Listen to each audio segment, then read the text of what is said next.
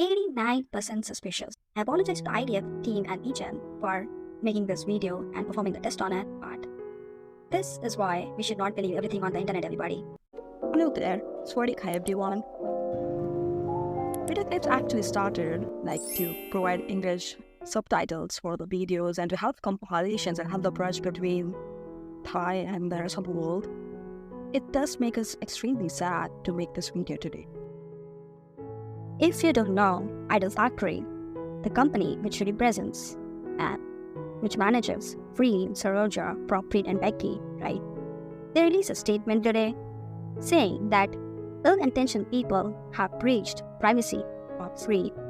The said person observed the area around her residence and recorded her daily routines without her knowledge or anything. Not only that, but they also offered to sell the photographs to the fans, one of the group being PineappleCN.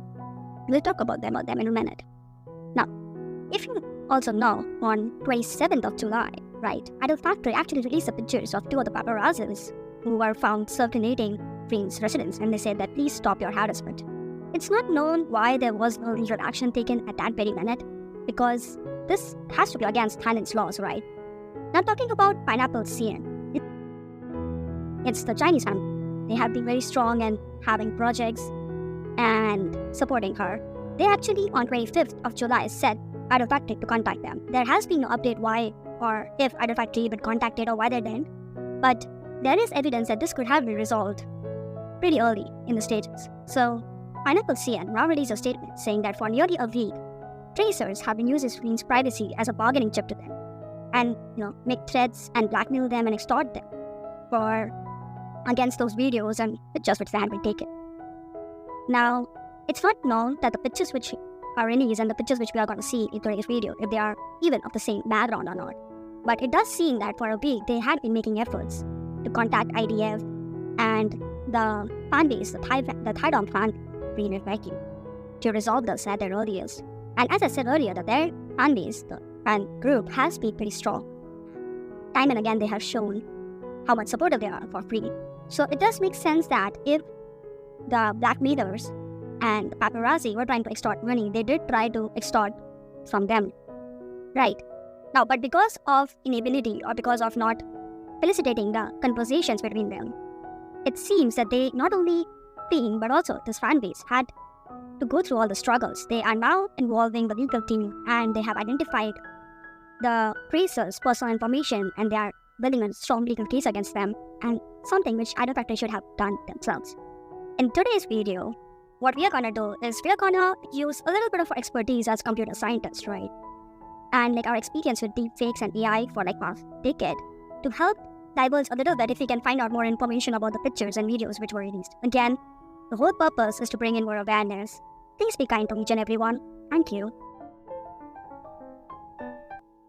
There are a lot of ways to do this process, but one of the easiest and the most universally academically accepted ones is the ELA analysis, just the error level analysis. So given a very short example for people who are not from the tech background, what it does is this tool compares the original image to the recompressed version, right? So if there was something which was edited or which was added after the original image, they get highlighted with a different gradient which have been manipulated. Say for example, this person, they remove the stains from the glasses. So you see this, right? This is how it gets displayed. Another example would be, see here how the birds are shown because they were edited later, or how these textures get highlighted.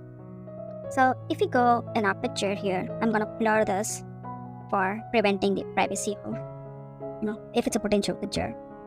If we go and see the ELA, you can see that there are these sections which are identified with a different gradient. Faces are more or less same, but if you see this highlighted texture of the guy, right, which everyone predicts to be Singh, is highlighted a little bit, which does indicate that there has been some editing. Now, you also have to keep in mind that this editing can also be showcased because of a filter or of a blur, right? But we can definitely say that this wasn't 100% taken screenshot. However, if it was a fully morphed deepfake, their body because their models would also be different. They would also be highlighted, which is not reflected here. Let's take another example of Forensically and try to do the same thing, channel level analysis. And yeah, it's more or less of the same picture. We don't see a Photoshop in the string analysis. So there you have it, a little bit of explanation about this. Now, the way deepfakes work, right, it is basically you take the original source of your image, you create a mask, face your in simple words, it's something SCOM, where it reconstructs the face B from face A, right? If you are someone who likes to deep dive a little bit more, this is how it gets generated, right? This is the first order model deepfake. There are like different algorithms which can take place. This is a simple example of how one is trained upon the dataset, and then you are able to recreate a given pineapple image. Now, given this, using the same CNN and set algorithm, we can also reverse engineer the deepfakes, right, to identify if they were even actually created from. Now, we kept in mind is that for this example, we used the dataset created 1,000 videos originally submitted from YouTube videos. You can check out on this project link. I'll link it.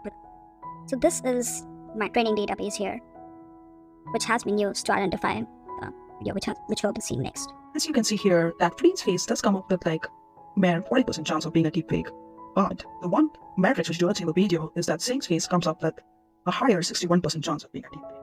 Now, I'm not saying that we should believe one or the other, but there is a decent chance that this video might not be exactly morphed to replace Freen's face.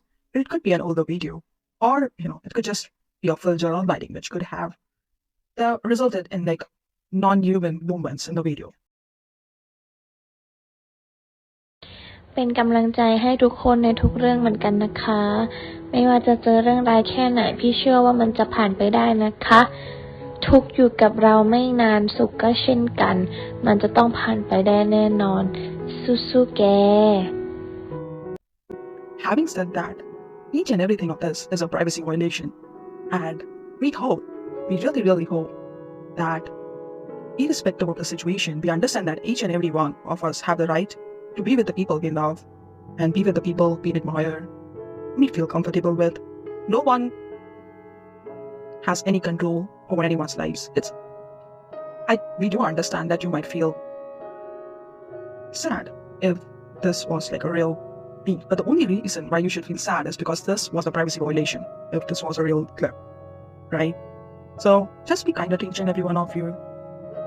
We have attached a few more clips, Pinam and Pichan and Seng himself saying how he doesn't have a girlfriend. So we just hope that we can trust each other on the journey. And even if this, if the 40% chance of it being true does result in a true clip, we just hope that each and every one of us are kind and supportive on the journey.